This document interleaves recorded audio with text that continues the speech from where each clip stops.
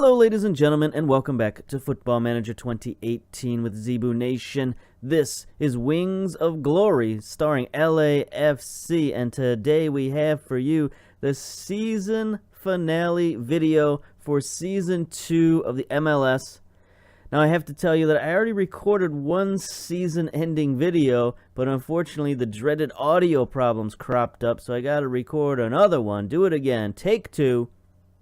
Here we go. And we're not going to have a live game for you because I already advanced the season past the season. So there's nothing to show you here other than a recap of what happened. So let's get into that real quick. I'll try to paint the picture for the last month of the season and what happened. So when last we left off, we were down here. We showed you, what was it? It was 1-1 draw versus Houston right there. 1-1 draw versus Houston. We had about 10 games left in the season. And we were pretty optimistic. You know, we had some new strikers. We brought in those two new young strikers, and we thought, okay, we're going to start scoring some goals and stuff like that. Unfortunately, it didn't really work out that way because one of our young strikers immediately got injured. That was no good. And then the other one immediately went out for the U.S. under-20 team. So he got a few caps on the under-20 team. I mean, good for him, but we kind of needed those guys, and they were not to be found. Some other things happened. You know, our central defenders got hurt, and, you know, it just took a dive. So you can look at our season. It was incredibly up and down these last few games. You know, I thought we could pull it out. I thought we could make that push to the playoffs and at least make the final game versus Portland something that we were fighting for a playoff spot, something that would be, you know, really fun to watch and would be a lot of drama and stuff like that. But unfortunately, after we went on kind of a decent run there, you know, we had 5 games unbeaten, 2 wins, 3 draws.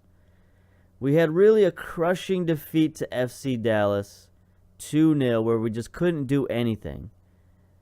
And then just a really disheartening loss to Colorado, 4-1. It was just, the wheels fell off the wagon right there. And after this, the board actually came around and said, like, hey, what's up? What's the deal? What's going on? And I said, look, we got a lot of injuries, right? And the board said, okay, we'll take that into account, but what are you going to do to fix it? And I said, we got a good young prospects. Let me develop those good young prospects, the academy players and draft picks and all that stuff. And they said, okay, that sounds good. We'll let you do that. So I had this friendly versus Orange County to get some of those guys in there and to get them a little bit more match fit. It seemed like a good plan to me, so I did that. I played a bunch of those young guys versus Houston, and we lost 2-0 versus Houston, and that essentially put us out of the playoffs. We didn't have enough, you know, basically the teams ahead of us just had to win a couple of games or draw a couple of games, and they would be out of reach. So the board came back to me and said, okay, we're out of the playoffs. What are you going to do about it? And I said, well, I'm going to develop these young players. And they suddenly turned around and said, no, we don't think our young players are good enough. I guess one game versus Houston was enough for them to see that they're not good enough. So they said, we're going to give you an ultimatum. You got 5 games to get 10 points. Well, I mean, that's cool and all, but we only got 3 games left in the season, so I don't know what to do there. Anyway, we came back. We won our next 2 games after that board meeting, and that was good. And it came down to the final game versus Portland, the game that I was hoping would be full of all kinds of intrigue and drama. Unfortunately, they were 4 points up by this game, and they went on to win that game anyway. So that made us finish here. You can see the Western Conference table. We finished 9th place, 7 points back from Portland in the final playoff position. After 34 games, we had 10 wins, 10 draws, 14 losses, way too many losses, -6 goal differential, a total of 40 points. as I mentioned, usually you want to be around 50 points to make the playoffs, and that's pretty much borne out here in the Western Conference. Now you can look at the Supporters Shield. We did kind of even worse. We finished 16th in the Supporters Shield. Not a lot of Eastern Conference teams below us. Philadelphia, New York, D.C. That's about it. So, Montreal. So, yeah, it was not the end of the season that we wanted. It was such a roller coaster ride this season with all the injuries, our designated players not playing well at all.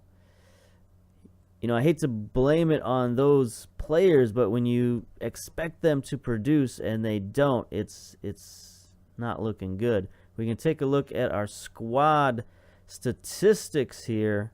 Look at our number of appearances. What are we looking at? We're looking at non-competitive. I don't think we want that. We want to look at competitions. League competitions. All right. So there are 34 games in a season. Okay, what's happening here? There we go. Slide these over. 34 games in the season. And as you can see here, Carlos Vela, our number one guy, had only 15 appearances this season. Half the season. Most of that was because he was out with the Mexican national team. It just, the international schedule does not vibe with MLS. We got a little warning there. That does not vibe with the MLS season very good. And right underneath him, Rodrigo, same amount, 15 games this season. He was out mostly with injuries. So the fact that our two star designated players, the guy who are supposed to be scoring all our goals, only played half the games for us, it's just kind of unacceptable. So we got to do something about that in the offseason. We got a lot of contracts coming up, a lot of decisions to make. So we're going to have to make those in the offseason. All right, I guess we'll go through the checklist one last time and see what's what and who's who. So the academy, we're going to be, looking at the academy next season. We've brought a lot of players up from the academy, and maybe not these guys. Although some of these guys, are turning 18 years old, so we're going to have to figure out what to do with them and bring them up into the first team and at least, try them out. But we got so many young guys out on loan, we might have to bring them up and, give them some playing time. Let's build this team the way we said we were going to, which was with homegrown players and, start there. Anyway, finances. We have not as of this had the youth intake, so nothing really to look at. Finances, we're looking up strong. $41 million in the bank. We've done some things. We've paid off some loans and whatnot for our recent stadium expansion, so that's why we've dropped a little bit in the funds, but still very strong. So lots of money in the old transfer budget. No problems there. Board-wise, not looking so good. I mentioned the meetings that we had and the ultimatum. So we're sitting here at the end of the season with insecurity. 41%. Not good. Look at the board confidence. Now, they still really like our transfers, leadership support, locker room atmosphere. Where they're having their big problem is competitions. We failed to meet, our biggest requirements that the board had for us, which was, finish in the wild card round. And what's funny is that if we had our two seasons flip-flopped, if we had this season last year where we didn't make the playoffs, they would have been fine. But the fact that we had our playoff run in the first season and that raised expectations for the second season, that's what kind of got the board, I think, overinflated in their expectations. So, that's something you got to deal with sometimes in sports, and that's fine. We've dealt with it, and they've given us a little bit of wiggle room. So next year we're going to have to start off hot. We're going to have to start off winning games in order to keep this LAFC job. Club-wise, no problems there. We're still rich. Still everything is the same as it was. transfers, we tried to make some moves, and we had some moves thrust upon us. Let's take a look at the transfer history. First of all, Juan Roa came. He didn't come to us. He had no problem playing for us. But Tijuana came to us and said, "Hey, we want Juan Roa." And I told them to go take a hike. Like, we're in the middle of a playoff push. He's not going anywhere. So they bought him out for $3 million. He had a clause in his contract, $3 million buyout. And so it was a done deal, automatic, nothing I could do about it. See you later. And with our central defense already reeling from injuries, to have our fullback go out, it was just, our whole defense was pretty much devastated at the end of the season. So not happy about that.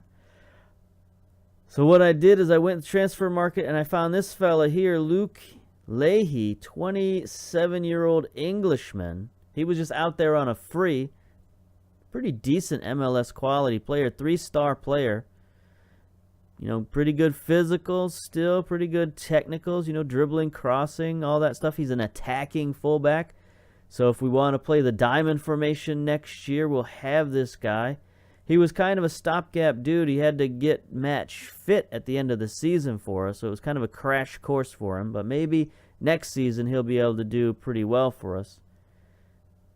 But yeah, so that was not fun. Our defense was just not there. Last season we were able to shore up the defense at the end of the season. And this year, the opposite happened. Our defense fell apart. So I think that's partly to blame for what happened. And also our offense was just, again, not able to generate any goals. So that's no good. All right. We saw the competitions, saw the schedule, medical center, injury history. You can see our injury history. I mean, look at all these major injuries. Michael Hector at the end of the season sprained his knee, was out.